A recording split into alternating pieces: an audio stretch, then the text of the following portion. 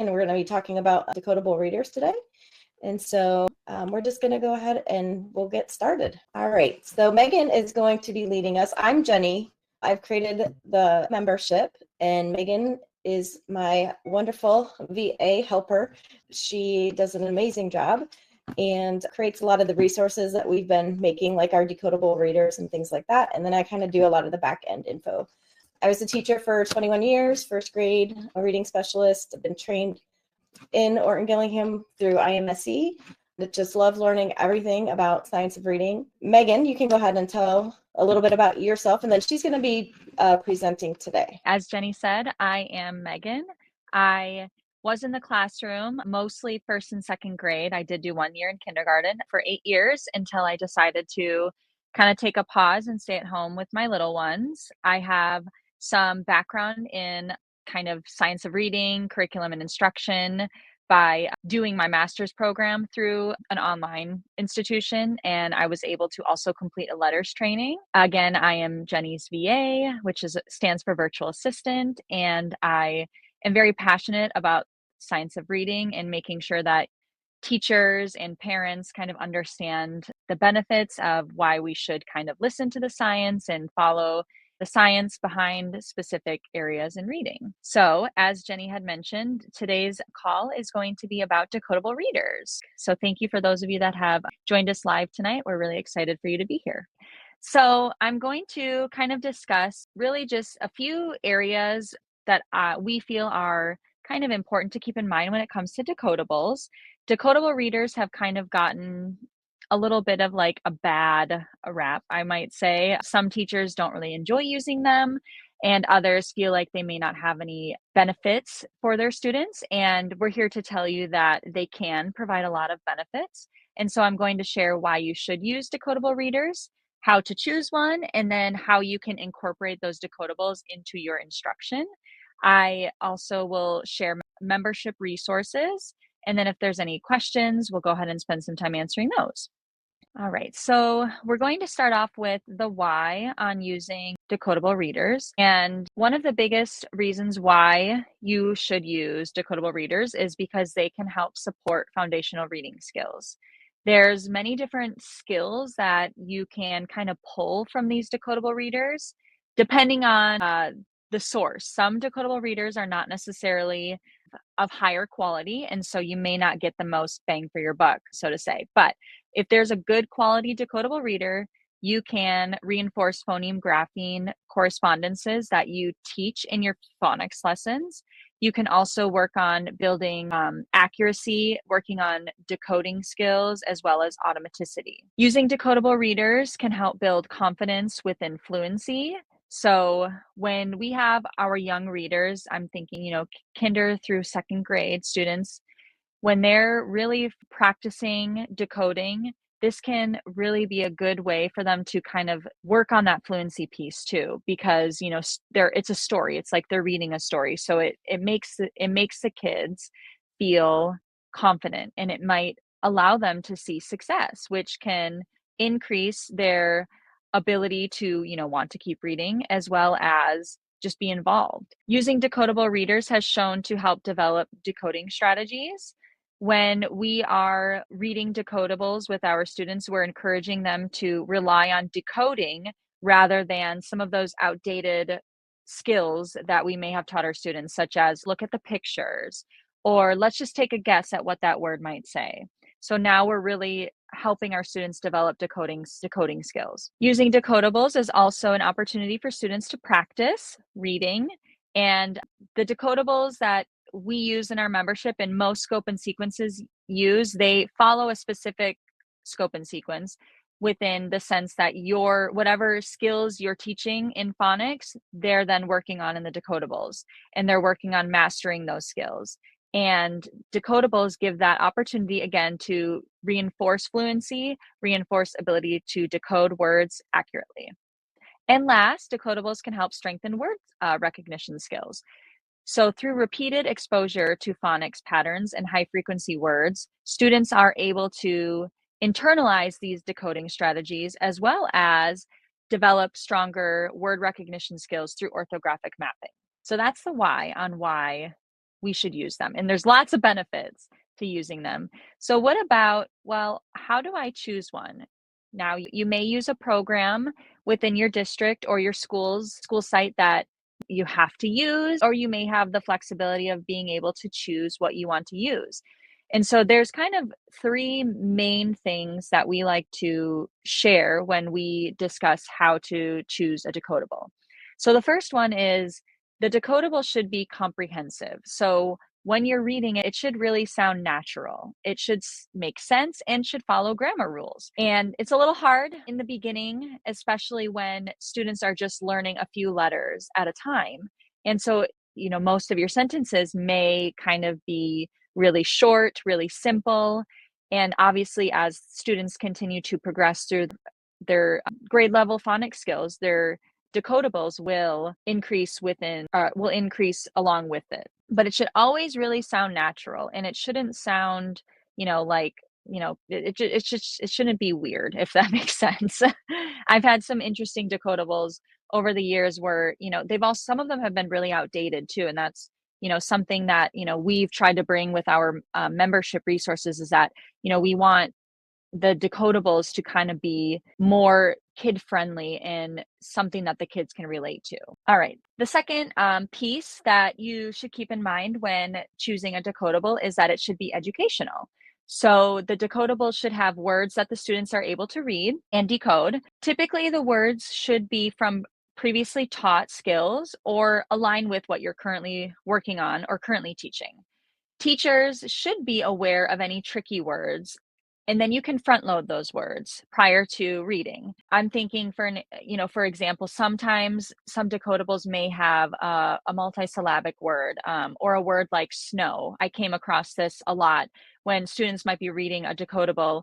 Most of the phonics skills that we were focusing on were in the story. However, there might have been like one or two words that were kind of like the theme of the story, like a snow day. And, most of the words are centered around, having a fun during the snow day, like going sledding or, drinking hot cocoa. But the words sometimes like snow, or I'm just thinking, pumpkin patch, those theme words kind of jump out at me. And so those are just words that you could pre-teach and front load to your students before reading them, simply just bringing out the decodable and saying, okay, today we're going to read a story called The Pumpkin Patch. And then, maybe if you have time, you can talk about the word pumpkin, talk about the word patch, and see if they can make any connections of any skills that they've already learned. You may have some students that already know those words too. The text, however, should focus primarily on decodable words. And another piece to consider is your heart words or your high frequency sight words that you're using. So that may be another area to consider when looking at a book. If there's a lot of heart words or high frequency words that you haven't really taught or haven't worked on, that book may not be appropriate at that time for your students. And the last piece is that the book should be engaging. And so again, this is something that obviously can be really difficult for some of those really early reading stories, kindergarten, when they're first learning their letters, it's really difficult to make a story out of words like sat, cat, and mat, but it can happen. And, students have great imaginations. The kids have imaginations. So you add a couple pictures in and, they can really still get a lot out of being able to read a sentence like I sat at the mat. So again, just to keep in mind when it comes to engaging, it should include characters with other story elements. This makes the idea of reading fun, and it also allows the students to connect with the text. Okay, so once you've kind of chosen a decodable, how can you use them in your classroom? There are lots of different ways that you can use decodables, and the very first area that decodables are most often used is during small group instruction. We will select a book that will match the phonics skill that the group is working on, and it's really a great opportunity to provide targeted practice based on what that specific group needs. During that time, you can focus on corrections within, their decoding abilities, and also provide feedback on fluency development, as well as opportunities for enrichment. You can also use decodables during your whole group instruction. Typically, I would use the decodables for my main scope and sequence, with my whole group of students, I would introduce the decodable to kind of reinforce that skill of the day or the skill of the week to my students. And then we would practice reading it together. So I would mostly do like choral reading or echo reading, where I would read a page and then my students would repeat it back to me.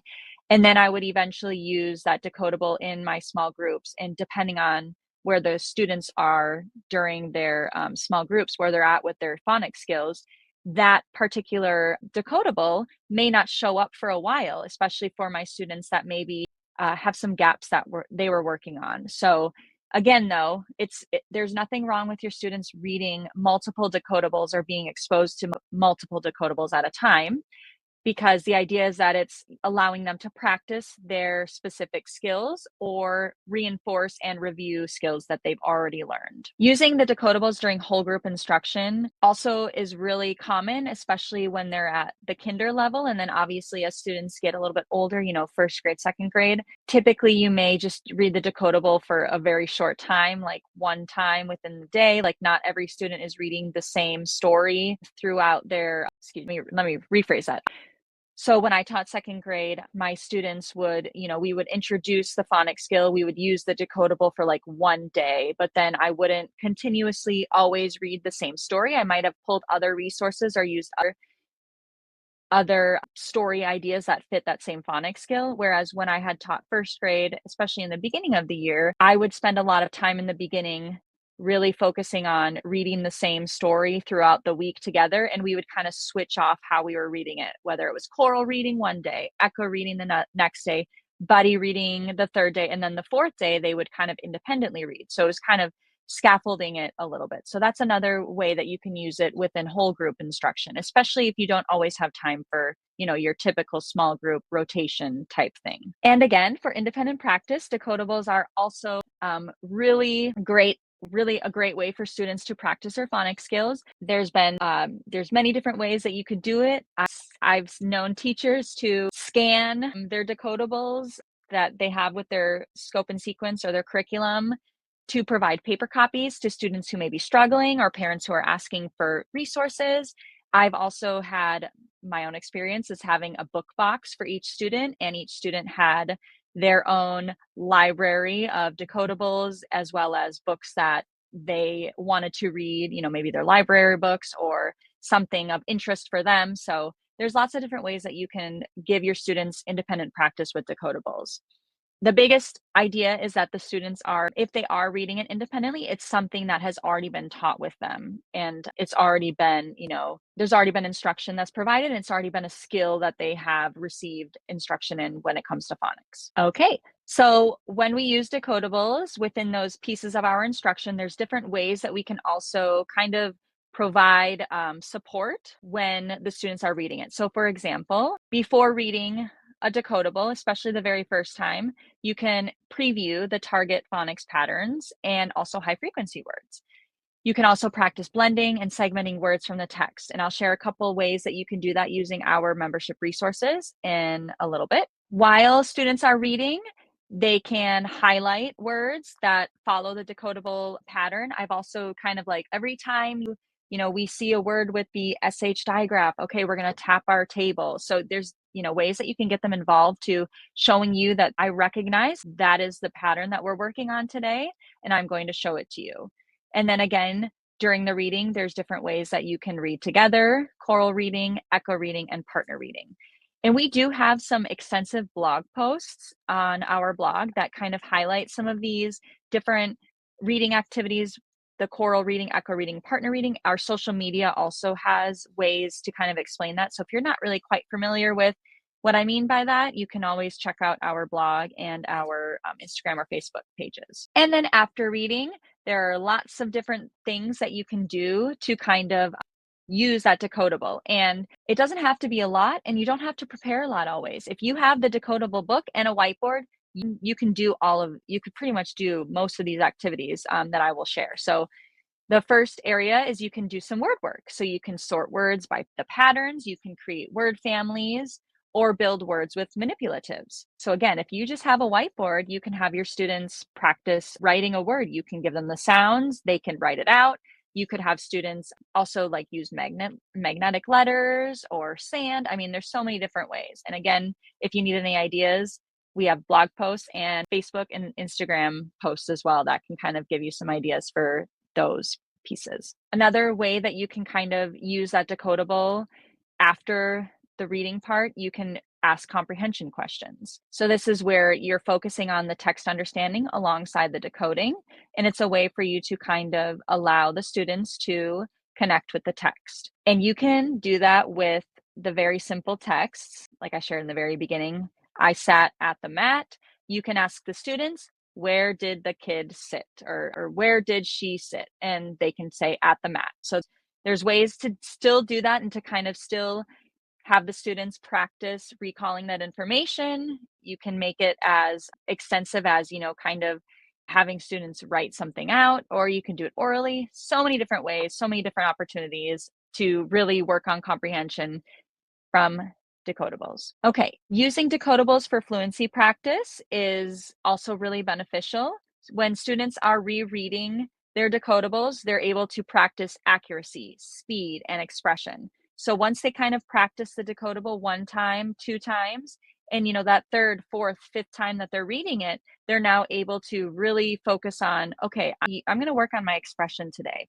I'm going to, make sure that I'm going to be making sure that I'm changing my tone to kind of match how you're reading it, or how, it should sound when I see those specific punctuation marks or whatever it may be. And that's also something that's really important, especially at the, younger age, because some students get really bogged down on, I want to be really fast. I want to read this all and be done with it. But we have to, remind our students that sometimes we do want to read quickly, but we also want to be able to read with that expression. And it all comes back to modeling as well, something that you can do during that fluency practice time as well. Okay, there are many different extension activities and games that you can play. I will just share a couple. You could have students write a sentence or a short story using words from the text, illustrate your favorite part of the story, or you could label a picture with words from the decodable, play games like word detective, find the pattern, lots of different things. But essentially, having a routine like that with your students of like, okay, before we read, I'm going to introduce the words, pre-teach some things.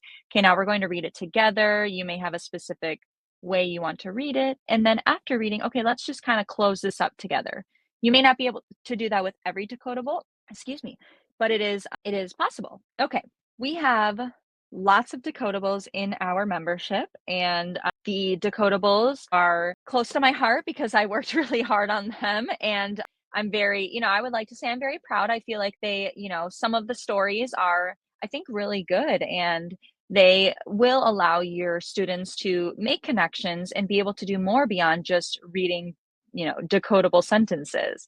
And so I have just kind of a screenshot of two scope and sequences that we've used to create our decodables. We've used IMSE and UFly, and we have kinder and first grade currently available in our membership. The decodable stories come with a black and white version as well as a colored version, so that if you want to print them out and reuse them, you can do that. You can also send them home with your students too, which makes it really easy.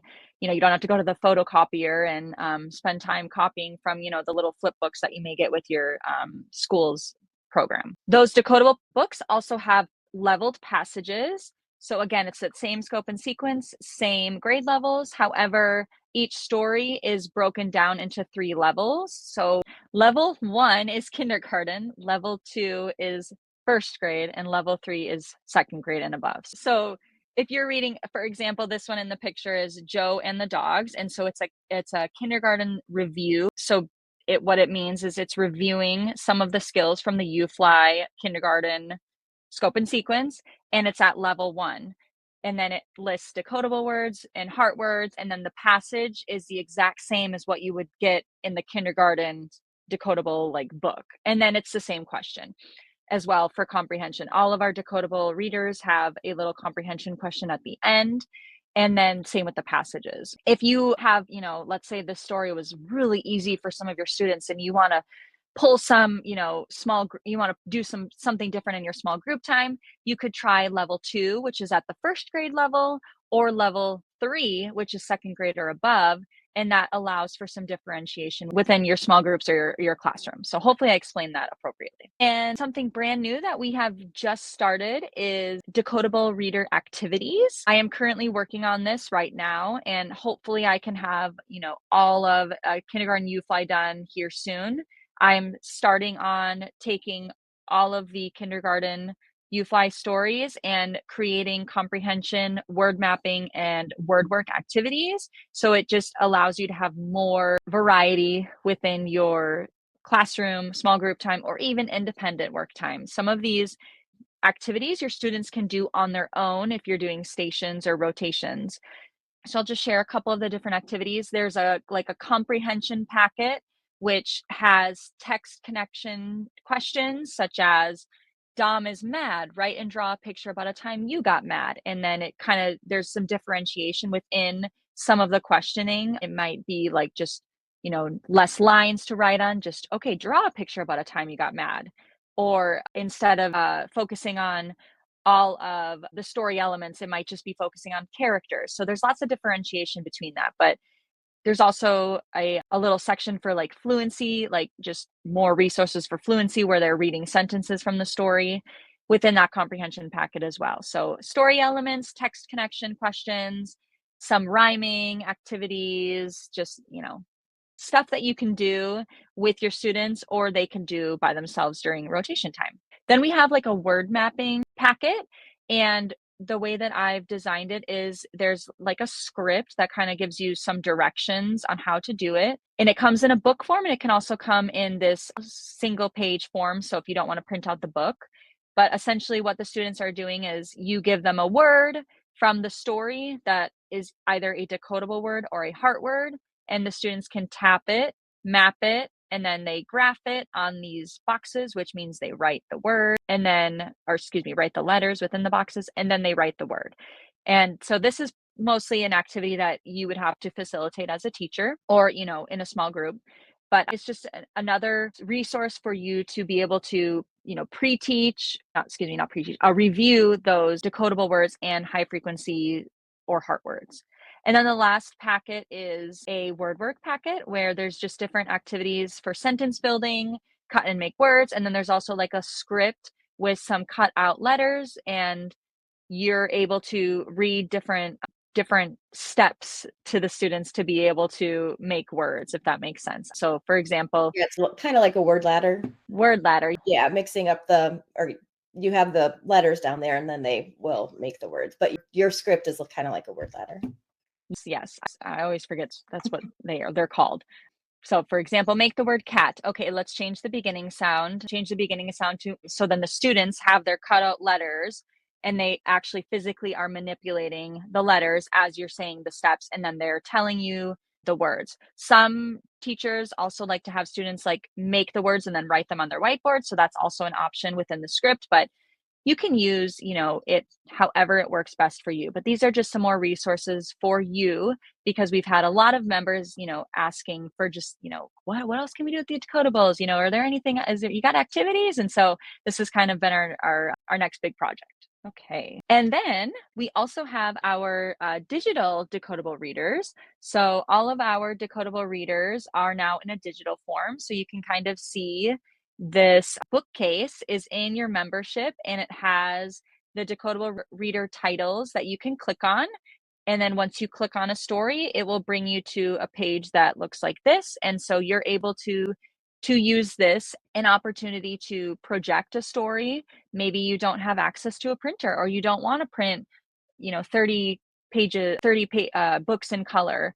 And so this is just a way that you can still use the decodables, but you don't have to worry about taking a bunch of time copying, cutting, preparing books, or wasting ink, using your own ink at home. And we're really excited about that because it's just another way to access these stories that are beneficial for your students.